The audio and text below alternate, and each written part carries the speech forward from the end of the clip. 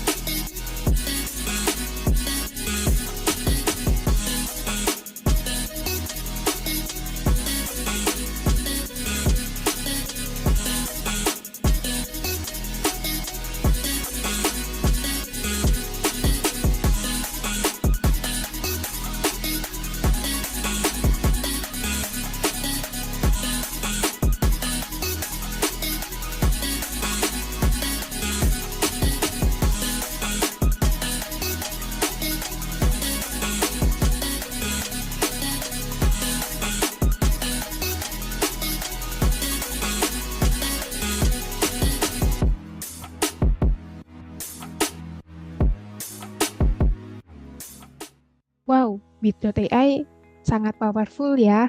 Jadi proses komunikasi tertulis kita bakal sangat dibantu nih oleh bit.ai. Di mana melalui bit.ai ini kita bisa membuat dokumen, kemudian mengkolaborasikannya dengan rekan kerja kita maupun stakeholder, serta melakukan banyak hal lain ya untuk mendukung proses komunikasi kita, terutama di komunikasi tertulis. Yang ketiga, sebenarnya kita akan membahas tool AI yaitu Grammarly. Namun karena di video sebelumnya telah kita bahas, jadi teman-teman bisa merefer ya ke video sebelumnya, dan kita akan lanjut ke aktivitas kedua yaitu negosiasi. Tools pertama yang bisa kita gunakan adalah negobrain.ai, di mana melalui negobrain.ai ini kita akan dibantu proses negosiasi dengan orang-orang yang berkomunikasi dengan kita, terutama untuk kepentingan bisnis. Teman-teman bisa baca ya bahwasannya klaim dari negobrain.ai ini dia merupakan platform berbasis AI untuk negosiasi. Jadi, apabila kita ingin dibantu negosiasinya dengan lebih cepat dengan AI, kita bisa menggunakan negobrain.ai ini. Supaya tidak penasaran, kita lihat ya video penjelasan secara detail apa itu negobrain.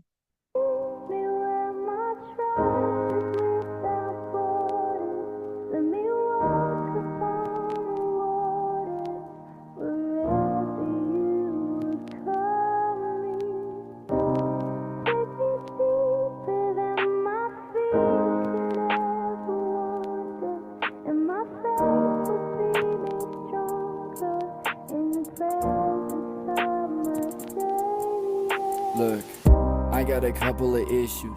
They're hanging on to my head. I try to let them go, but can't forget them. No, what is the problem? I'm doing my best. I try to get dressed, I try to get rest, but I can't get no sleep cause of stress. And my problems are big, but I know you are bigger. Could you come and teach them a lesson? Listen, I know I've done wrong. Oke, ini adalah penjelasan dari negobrain.ai, tetapi meskipun dia sedang menggunakan non-bahasa Inggris atau bahasa Indonesia, tetapi kita bisa melihat ya bagaimana negobrain ini bekerja, di mana ketika kita memberikan prompt untuk konteks negosiasi, maka nanti negobrain akan memberikan saran-saran yang dapat kita gunakan supaya proses negosiasi dapat berjalan dengan lancar dan menguntungkan kita. Selanjutnya, di bagian negosiasi, kita bisa menggunakan tools Crystal. Jadi, Kristal merupakan salah satu subfitur yang dimiliki oleh platform iGenius. Teman-teman bisa menggunakan Kristal untuk membantu proses negosiasi. Nah, di sini kita lihat ya bahwasannya Kristal ini merupakan decision intelligence yang dapat kita manfaatkan karena dia sudah mengintegrasikan AI sehingga bisa membantu kita dalam bernegosiasi.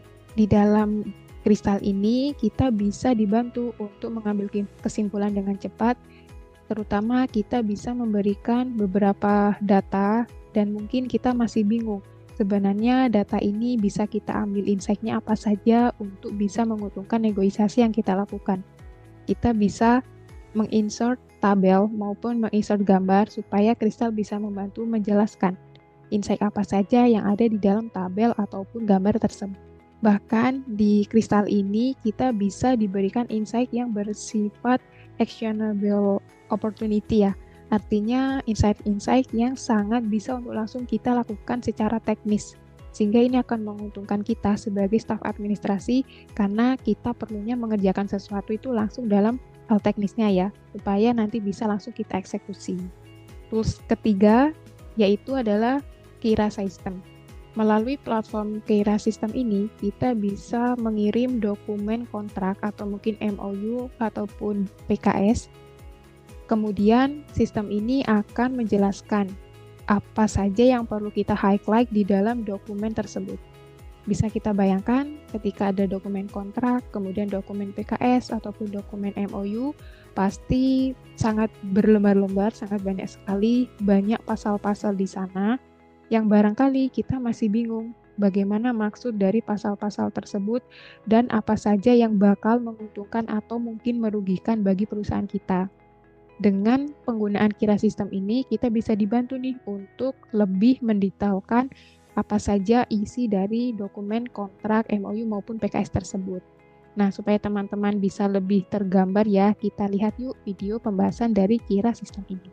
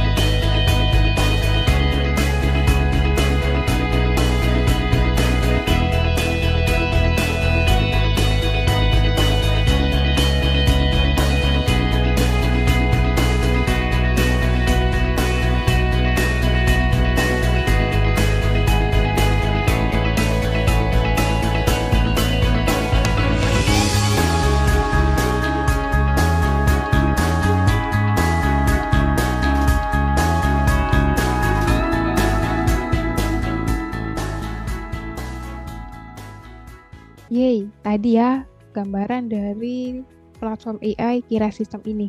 Tentunya akan sangat bermanfaat bagi kita ketika sedang diburu waktu untuk mengambil kesimpulan atau decision dari suatu dokumen yang sedang kita pelajari. Di aktivitas ketiga, pengembangan tim organisasi, tools pertama adalah ClickUp. Jadi ClickUp ini adalah suatu platform untuk project management berbasis digital. Teman-teman bisa coba sign up di ClickUp ini dan saat ini mereka sudah terintegrasi dengan AI melalui fiturnya yaitu ClickUp Brain.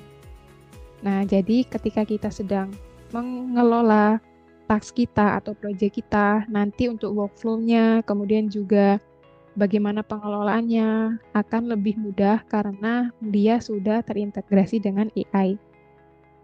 Supaya teman-teman bisa lebih tergambar bahwasannya ClickUp ini mirip-mirip dengan Trello. Jadi project management tools ya, yang kita bisa membuat rincian task dari setiap project yang sedang kita kerjakan, kemudian status dari setiap task tersebut, setiap pekannya seperti apa, mungkin ada yang mengalami bottleneck, nah kira-kira bottleneck-nya itu apa, kemudian follow up untuk menyelesaikan bottleneck itu apa, semuanya bisa kita dokumentasikan di ClickUp. Nah ini ya untuk gambaran ClickUp, nanti teman-teman bisa mencobanya sendiri nih, supaya ada experience juga untuk benar-benar mengelola suatu project melalui tools digital. Berikutnya untuk tools yang akan kita bahas yaitu Axonify. Nah, tools Axonify ini dia juga platform untuk frontline performance ya. Kita bakal cek dia manfaatnya apa saja untuk pengembangan organisasi kita. Pertama adalah dalam konteks learning, kemudian communication, serta task management. Nah, untuk bagian task management tadi mirip-mirip ya dengan ClickUp, hanya saja untuk secara fitur, ClickUp dianggap lebih advance daripada Axonify ini. Kemudian untuk communication sebenarnya juga lebih advance Slack, tetapi poin plus dari Axonify ini adalah dia 3 task bisa langsung diintegrate dalam satu platform, yaitu ada learning-nya, communication, serta task management. Kita lihat lebih detail ya bagaimana Axonify ini akan membantu kita. Pertama di dalam learning. Jadi melalui Axonify ini nanti kita akan banyak dikumpulkan knowledge yang ada di perusahaan kita, dan melalui knowledge tersebut nanti kita akan di-generate suatu informasi yang bisa bermanfaat untuk kita, bahkan untuk perkembangan bisnis tentunya juga sangat cepat ya, karena proses pengambilan kesimpulan dari suatu informasi tadi itu akan dibantu oleh AI. Baik, ini adalah penjelasan lebih mendetail mengenai Axonify. Teman-teman nanti bisa mencoba-cobanya juga secara mandiri untuk lebih mengetahui fitur-fitur yang ada di Axonify ini. Baik, kita saat ini ada di tools yang terakhir di dalam video ini, yaitu Bloomfire, di mana pada Bloomfire ini ada salah satu subfitur yang sangat bermanfaat ya, yaitu terkait DMS atau Document Management System. Sebenarnya dia juga mirip-mirip dengan Axonify, di mana Bloomfire ini bisa membantu kita untuk mengenerate knowledge yang ada di perusahaan kita melalui informasi-informasi yang sudah kita siapkan sebelumnya. Nah, supaya tidak penasaran, kita lihat ya video penjelasan dari Bloomfire.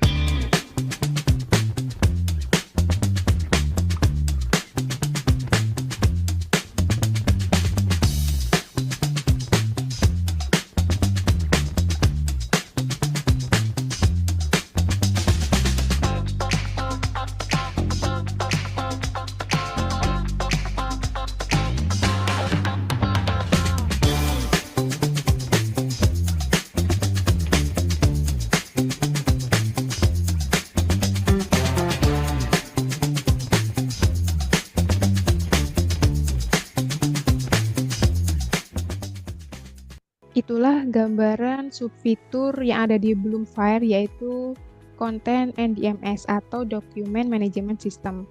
Bayangkan apabila teman-teman bekerja di suatu perusahaan, pasti banyak sekali file-file, bahkan jenisnya juga berbeda-beda. Nah, bagaimana kita bisa mengenerate berbagai file tadi yang pastinya berisikan banyak informasi? Nah, Bloomfire akan membantu kita di proses ini, supaya nanti pengembangan organisasi kita bisa lebih efisien dan juga lebih produktif. Teman-teman bisa mencobanya ya nanti untuk mengecek kira-kira fitur apa lagi nih yang belum terbahas di video tadi. Demikianlah video kelima dari series pembahasan kali ini. Kita akan ketemu lagi dengan satu video yang terakhir ya. Semoga bermanfaat. Bye-bye. Wassalamualaikum warahmatullahi wabarakatuh.